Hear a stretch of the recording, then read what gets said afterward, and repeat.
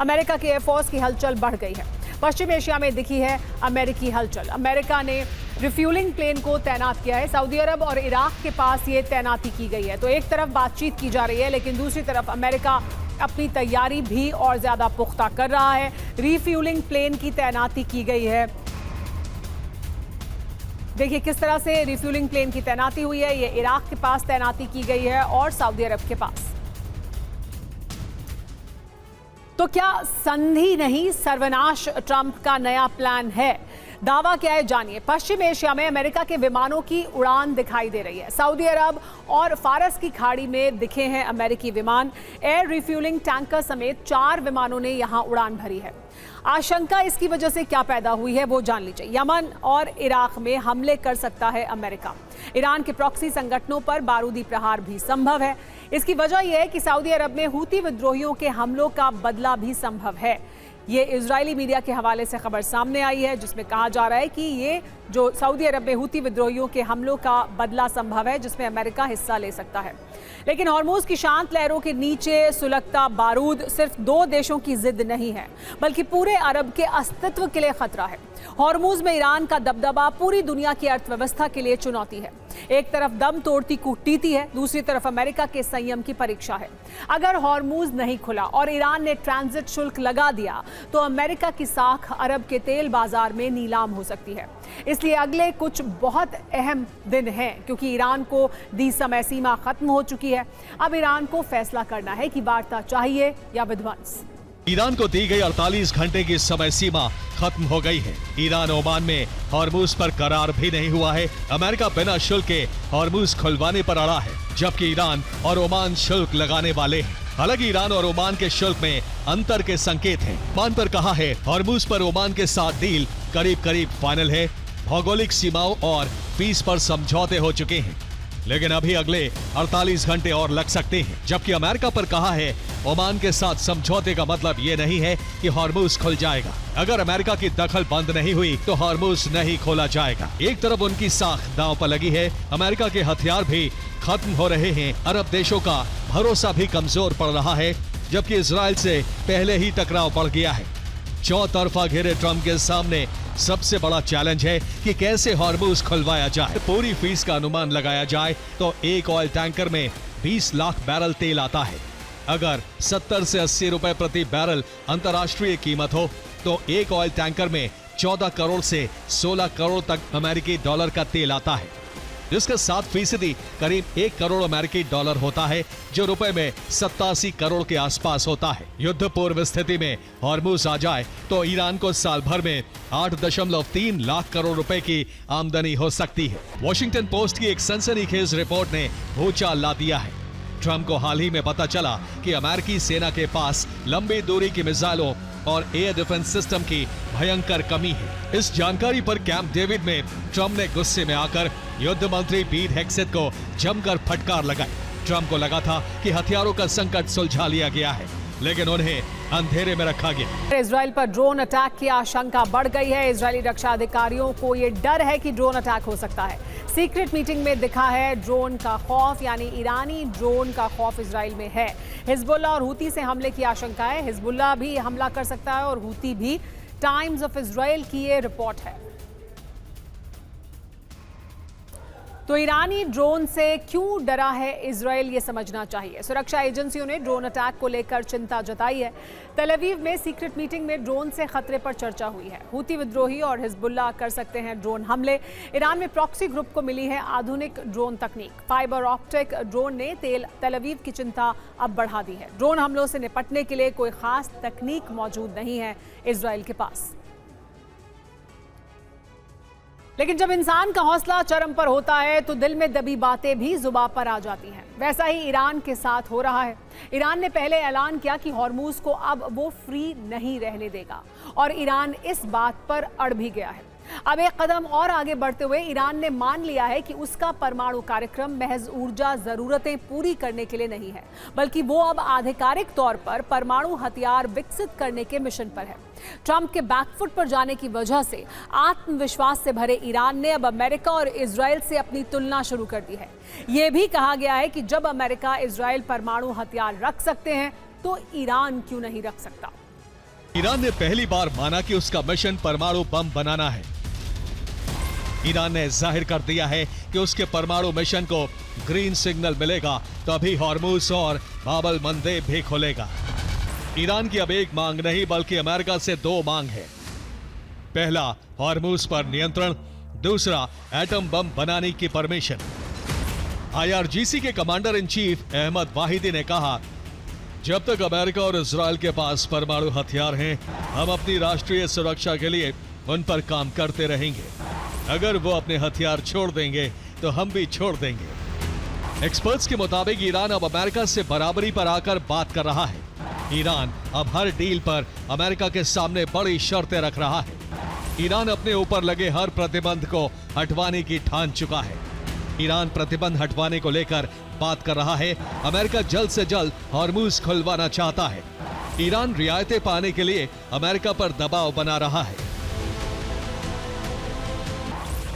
Iran के mission का चौथा सबूत है मोजदे साइट की सैटेलाइट इमेजेस, जिससे पता चला है कि यहां आसपास की इमारतों को तेजी से तोड़ा गया, फिर मलबे को भी अच्छी तरह से साफ कर दिया गया। ये जगह ईरान के पुराने परमाणु हथियार कार्यक्रम अमाद योजना से जुड़ा था। यही वजह है कि ईरान प्रेशर बढ़ाने की रणनीति पर आगे बढ़ रहा है। हॉर्मुज के बाद बाब-अल मंदेब में भी विस्फोट हो रहे हैं। हूती के जरिए लाल सागर रूट को बंद कराने की तैयारी है। फरवरी तक इराक 10 करोड़ बैरल तेल बेच रहा था। मई जून में तेल निर्यात सिर्फ 3.2 करोड़ बैरल रह गया। इराक सैलरी पर हर महीने $6.5 अरब खर्च करता है। इस वक्त की बड़ी खबर, इजरायली डिफेंस फोर्स ने दक्षिणी लेबनान पर हमला किया है। हिजबुल्लाह के हथियार भंडार पर इजराइल ने अटैक किया। ये इजराइल द्वारा दावा किया गया है। 2 इजरायली सैनिकों की मौत के बाद ये हमला किया गया है। दोनों सैनिक दक्षिणी लेबनान के माजदाल में विस्फोट की चपेट में आए थे। 4 अन्य इजरायली सैनिक भी गंभीर रूप से घायल हुए थे। जून में हुए युद्ध विराम के बाद पहली बार इजराइल के सैनिकों की यहाँ मौत हुई है।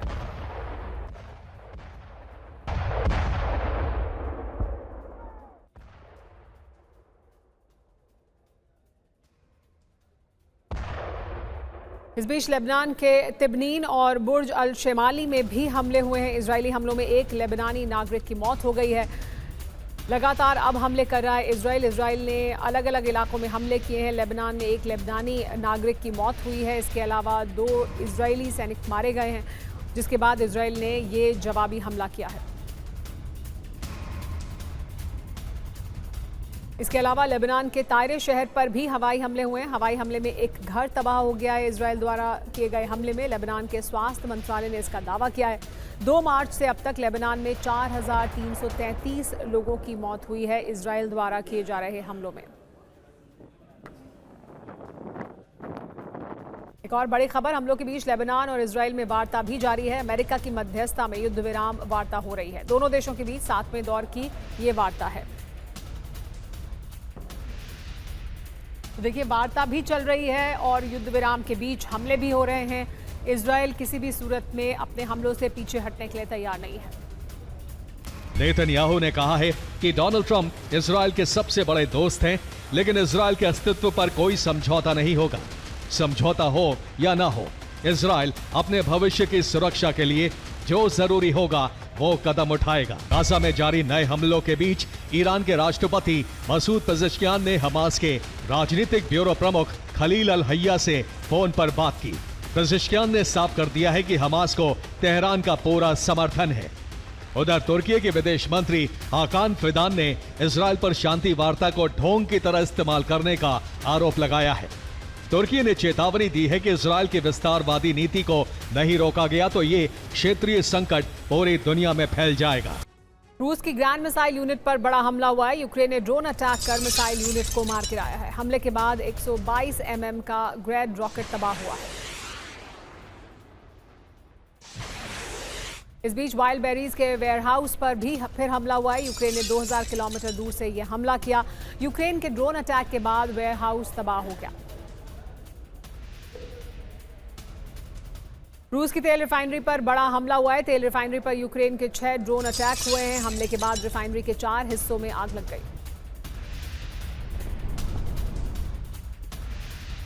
एक और बड़ी खबर, रूस ने किया है कैलिबर क्रूज मिसाइल का परीक्षण के बाद समंदर में दागी कैलिबर मिसाइल ने लगभग 1300 किलोमीटर की दूरी तय की।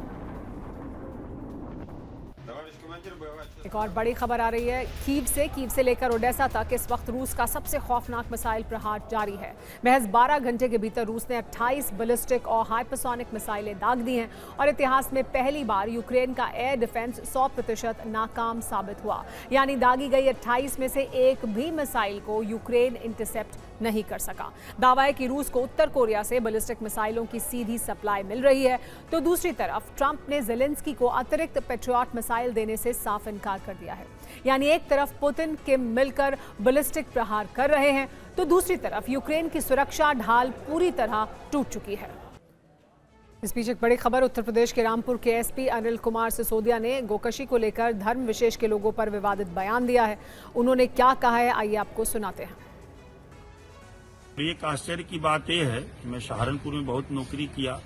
वहाँ जो आपका दारुल उलूम है देवबंद, जो कि एक बहुत शीर्ष संस्था है मुस्लिम लोगों के लिए, वहाँ से कई बार फतवे जारी हुए वहाँ के मौलवी लोगों द्वारा, उच्च स्तर के जो वहाँ के शिक्षक वगैरह हैं, कि इस्लाम के अनुसार कोई भी ऐसा पशु जिसको काटने से किसी अन्य धार्मिक व्यक्ति की धार्मिक भावनाओं को ठेस पहुँचती है, उसका मांस खाना ये हराम है। तो रामपुर में इसकी पहल करेंगे। मुस्लिम धर्म सच्चा मुसलमान जो है कभी इस तरह काम नहीं कर सकता है। तो जो लोग ये काम कर रहे हैं, मुझे बड़ा आश्चर्य है, या तो मुसलमान नहीं या तो बहुत फिर का इलाज करना ही मेरा काम है। और मैं यहाँ के भी सभी जो मौजूद लोग हैं, मुतवल्ली लोग हैं, मौलवी लोग हैं, उनसे एक बार गोष्ठी करके उनसे भी अपील कराऊंगा कि इस तरह का कृत्य लोग न करने। सबसे पहले एक नजर इस वक्त की 25 बड़ी खबरों पर।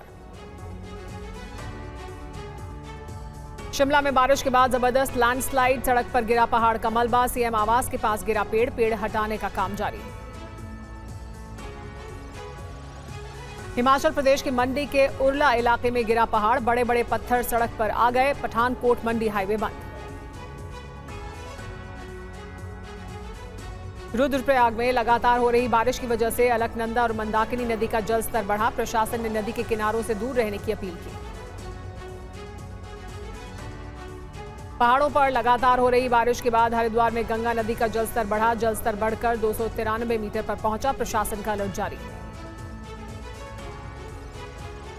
यूपी के आगरा में कर्मयोगी रोड पर सड़क धंसी, सीढ़ी लेकर गड्ढे में उतरे एसपी नेता, लोगों ने निर्माण कार्य में भारी लापरवाही का लगाया आरोप।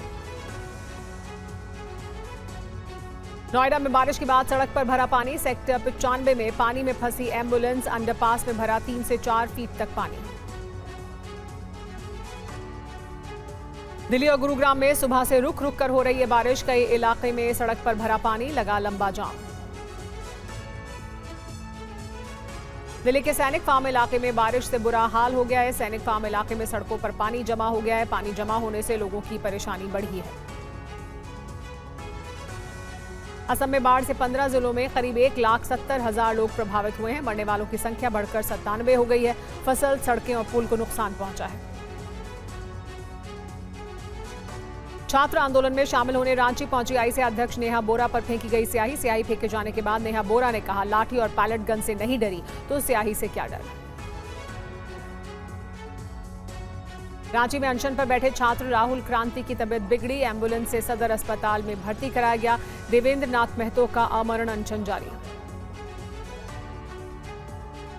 छात्रों के प्रदर्शन पर सीएम हेमंत सोरेन ने कहा, छात्रों की समस्याओं को समझना चाहते हैं, छात्र अपनी राय बता सकते हैं।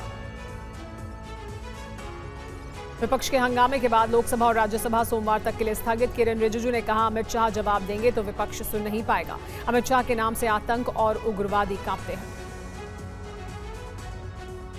सदन में हंगामे पर प्रियंका गांधी ने कहा, गृह मंत्री अमित शाह को सदन में आना चाहिए, लेकिन मुझे नहीं लगता कि वो संसद में आएंगे। संसद में हंगामे पर पीएम मोदी ने कहा, संसद लोकतंत्र का सर्वोच्च मंदिर है, संसद सुचारू रूप से चलना चाहिए, हंगामे की वजह से नए सांसदों को बोलने का मौका नहीं मिल पा रहा है। शिरोमणि अकाली दल के अध्यक्ष सुखबीर बादल ने संसद भवन में पीएम मोदी से मुलाकात की, पंजाब के हालात और सरकारी योजनाओं में भ्रष्टाचार पर बात की। दिल्ली विधानसभा में कार्यवाही के बीच भारी हंगामा हो गया। आप विधायक कुलदीप कुमार और बीजेपी विधायक रवि नेगी के बीच तीखी बहस हो गई। प्रयागराज दौरे को लेकर राहुल का एक्स पोस्ट लिखा, मैं प्रयागराज आ रहा हूं, जहां सबसे ज्यादा नौजवान तैयारी करते हैं। पेपर लीक, रुकी भर्तियां, सालों का इंतजार और जवाबदेही किसी की नहीं। पटना में सड़क हादसे में युवक की मौत के बाद हंगामा। नाराज लोगों ने कई गाड़ियों में लगाई आग। पुलिस और लोगों के बीच झड़प, कई किलोमीटर लगा लंबा जाम। मुंबई की मेयर ऋतु तावड़े के ईमेल पर बम विस्फोट की धमकी मिली। 15 अगस्त से पहले मुंबई में बम विस्फोट की धमकी, बच्चों को स्कूल नहीं भेजने की चेतावनी। कोलकाता में सीएम शुभेंदु अधिकारी ने गुरुद्वारे में सेवा की। उसके बाद सीएम शुभेंदु अधिकारी ने लंगर भी खाया और बर्तन धोए। जम्मू कश्मीर के रामबन में लावारिस हालत में मिली स्कॉर्पियो। पुलिस नाका तोड़कर फरार हुए थे संदिग्ध स्कॉर्पियो सवार। सुरक्षा बलों का पूरे इलाके में search operation.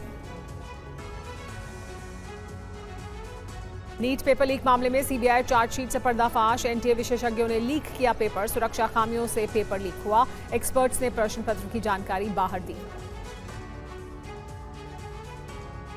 Mumbai Pune expressway missing link पर भीषण सड़क हादसा। कार और टेम्पो की जोरदार टक्कर, एक शख्स की मौत, 3 गंभीर रूप से घायल।